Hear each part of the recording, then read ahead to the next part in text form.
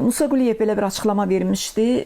80 manat veteranlar pul alırlar və o pulda da dedi artım olmayacaq. İndi daha siz dediniz bu sualları verməyə mənim əslində heç yeri yoxdur, amma istənilən Amma o məsələ ilə bağlı icazənizlə bir təklifimiz var.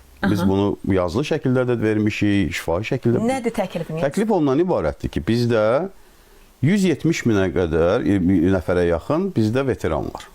Birinci Qarabağ, ikinci Qarabağ veteranı. Bunun hökumətin bəzi adını çəkilməsini istəməyən üzvləri şəxsi söhbətlərdə indi mən bu kuralı, bu qaydanı həmişə gözləyirəm də. Privat söhbətlər privatdır, necə deyərlər. Bunu publik deməyə özləri çıxıb deyər zaten publik. Ola bilər say çoxdur deyə biz bunu kəskin artıra bilmirik. Yəni 170 mindir, bunu 2 dəfə artırsan, gərək ayrılan vəsait də 2 dəfə artsın. 170 minə 80 manatdan nə qədər verirlər? Təqribən aya eləyir 10 milyon, ilə təqribən 120 milyona yaxın bir şey eləyir, 115-120 milyon. Yəni bu Azərbaycan kimi imkanlı bəli, bunu 2 dəfə artırmaq çox da böyük bir şey deyil. Bəli. Amma bizim təklifimiz tamam fərqlidir. Bizim təklifimiz ondan ibarətdir ki, bu ayıbı verməkdənsə bu 80 manat ayıbdır. Həmin veteranlara işğaldan azad olunmuş torpaqlarımızda 20 sot torpaq haqqı verək.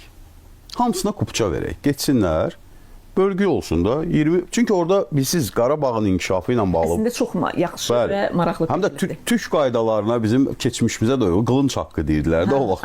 Fəth olunan torpaqlardan pay alırlar. İndi bu öz torpaqlarımızı işğaldan azad eləmişik, amma belə bir qaydanın qoyulması nəyə gətirib çıxardacaq? Bu tək o 80 manatlıq ayıbı örtməyəcək. Həm də Qarabağın və Şərqi Zəngəzurun yenidən tikilməsində ən böyük çatışmamazlıq məsələlərdən biri mülkiyyət hüququnun olmamasıdır.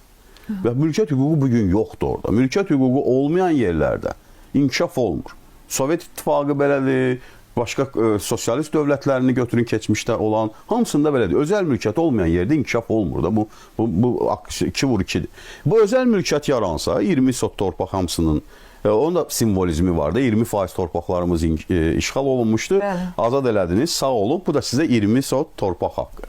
Onlara o kupça verilsə, o çıxarış verilsə, onlar onu sata da bilər, icarəyə də verə bilər, evdə tikə bilər, obyekt aça bilər, otel tikə bilər, nə istəyir eləsin.